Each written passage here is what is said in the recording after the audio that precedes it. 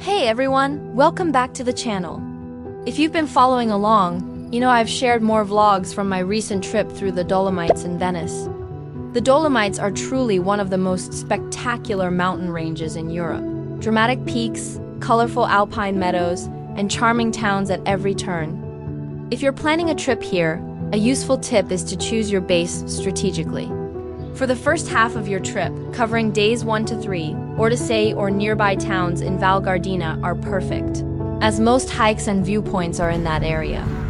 Then, for days 4 to 6, it's much more convenient to stay closer to Cortina d'Ampezzo, since the distances to sites like Tre Cime di Lavaredo, Lago di Braies, and Lago di Carezza are quite long. In this video, I'll put everything together into a complete travel itinerary, which is perfect if you're planning your own adventure in northern Italy. I'll take you through the highlights, some of the best hikes, must-see viewpoints, and of course, amazing places to eat.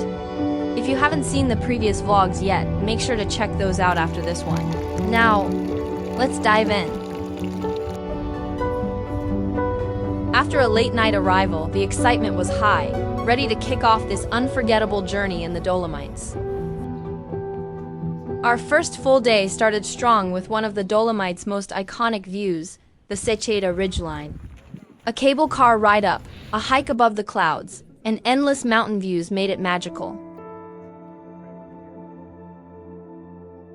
For lunch, we stopped at Beta Sofi, where traditional South Tyrolean dishes came with panoramic views.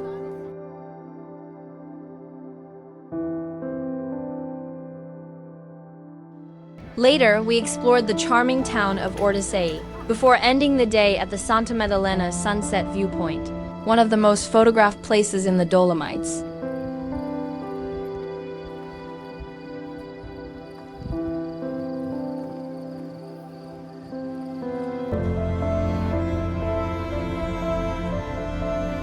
Next, we headed to Alpe de Siusi, the largest alpine pasture in Europe. Since car traffic is restricted, we left our car in Siusi and took the cable car up.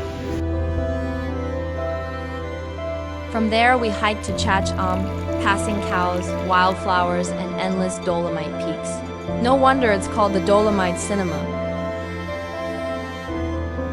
We enjoyed a delicious lunch at Tschötsch with incredible views of the Sassalungo mountain group. Afterward, we left the hut and made our way back to meet up with the member of our group, who had stayed behind for a Via Ferrata climb. Once reunited, we drove down and ended the evening with a casual pizza dinner in Selva di Val Gardena, the perfect end to a day in the mountains.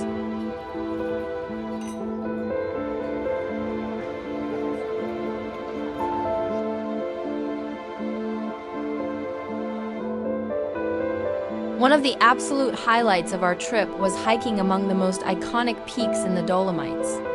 We drove through Passo Sella with a quick coffee and cake stop, then headed to Rifugio Aronzo where we had pre-booked parking. The hike to Rifugio Locatelli took about 3.5 hours, with jaw-dropping views of the iconic peaks. Along the way, we passed a tiny chapel and Rifugio Lavaredo. At the top, silence and scenery left us speechless.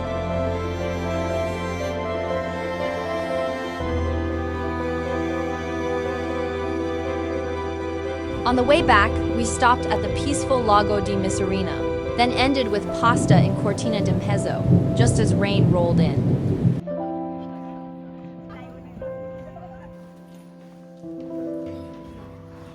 Our next days were filled with alpine beauty and culture. We strolled around Lago di Braies, one of the most famous lakes in Italy.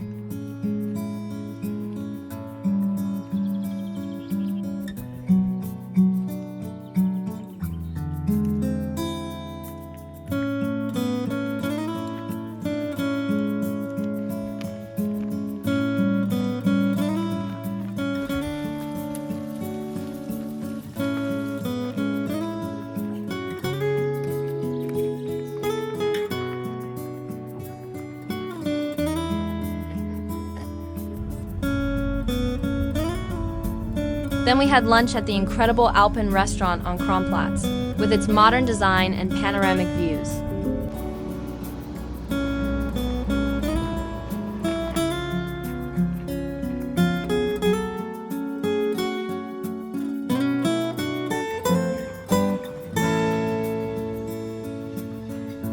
We also visited the Messner Mountain Museum, a must for mountain lovers. Back in Cortina d'Ampezzo, we enjoyed a relaxed evening in town. Before leaving the Dolomites, we stopped at the magical Lago di Carezza, with its emerald waters and dramatic peaks.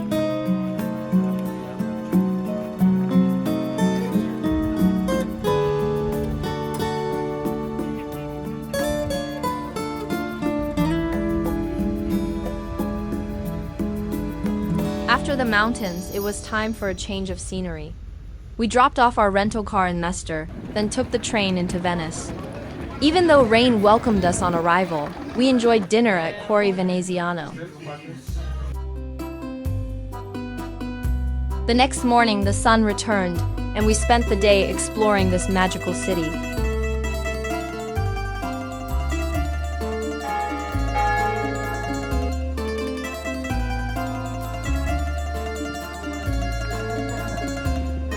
We wandered along quiet canals, crossed the Rialto Bridge, admired St. Mark's Square and Basilica, passed the historic Café Florian, and stopped at the Bridge of Sighs.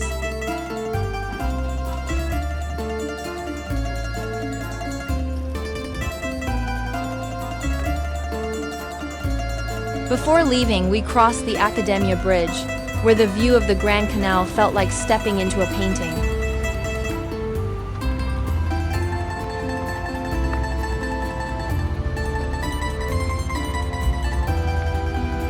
A coffee and fresh cannoli were the sweetest way to say goodbye. Thanks so much for watching this Dolomites and Venice travel itinerary. I hope it inspires your own trip and helps with planning. Don't forget to check out the previous vlogs for more in-depth looks at each location. If you found this helpful, please give the video a thumbs up, subscribe for more travel guides, and leave a comment with your favorite spot from the trip. See you in the next one.